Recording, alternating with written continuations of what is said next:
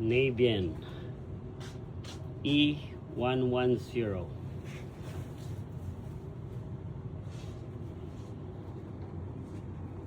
So, Navian E110 error code. Let's check. Patayin natin yung power. Tapos tatanggalin natin yung takip. Yan. 4 screw lang. Dalawa sa ibabaw. Yan.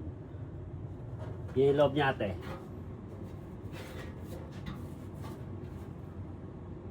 Tignan natin kung puno na tong kanyang intake filter. Yan lang pagtanggal yan. Screw. Isa lang yan. Pull out mo yan, oh. Yan. So, this is the one of the reason ate. Kaya hindi siya nakakapag combust.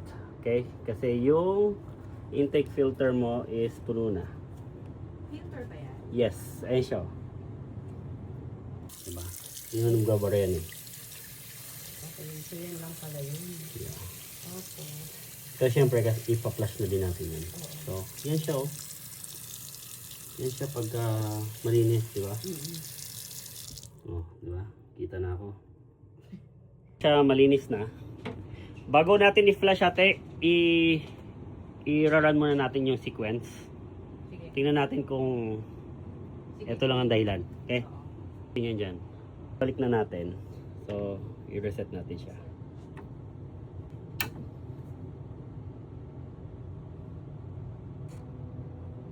Okay. 120 na siya. Ate, pabukas nga ako ng hot water mo. Tignan natin kung magde-demand siya. Okay. Inducer is working. There we go.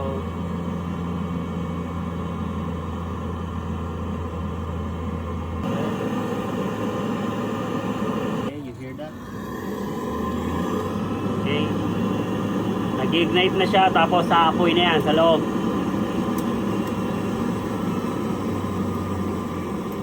May apoy na tayo sa loob. So we set sa 120 kasi hindi na siya lumabas ha. Magpa-flush na tayo. So tingin ko yun lang yun. Filter, no? Yes, dapat nililinis talaga yun once a year. Parang wala nang space para sa ano. Wala na. Hindi ka na makakahinga dun eh. Kung ikaw yung gumagamit ng filter.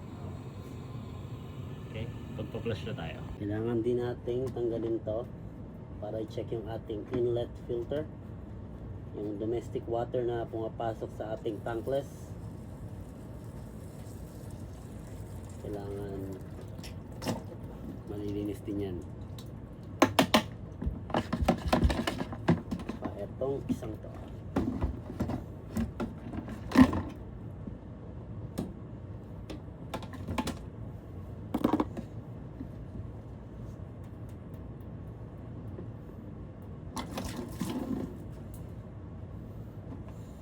Ipa-flush lang natin siya ng mga 10 days. Oo, joke lang. Saglit lang yan. Para ma-descale lang yung loob ng system natin.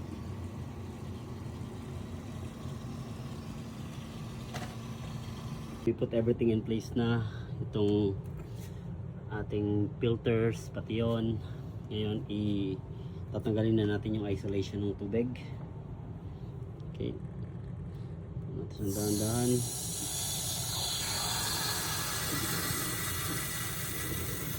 So yung tubig is dahan-dahan pumapasok sa kanyang system. Okay. And then ito naman is papunta sa mga fixtures natin.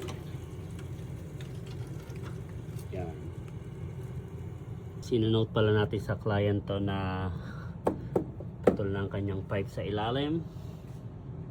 Everything is clean, flushing is done, all the filters done. I-turn na natin yung system. Okay. Bago gumana yung system natin, kailangan natin magbukas ng faucet para magkaroon ng ano. Bukas tayo ng faucet para magkaroon tayo ng demanding option. Ayan na. na siya. Very good. So, 20 degree Fahrenheit. Good to go.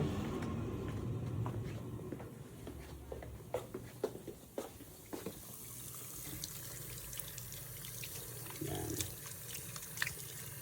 Kakaroon tayo ng hot water. Yun lang. So, may nakabukas tayong faucet kaya naka-open yung ating nawala. Ate, buksan mo nga ulit! So, pag may nag-request or may nag-demand ng tubig, yung ating flame indicator will turn on. Okay.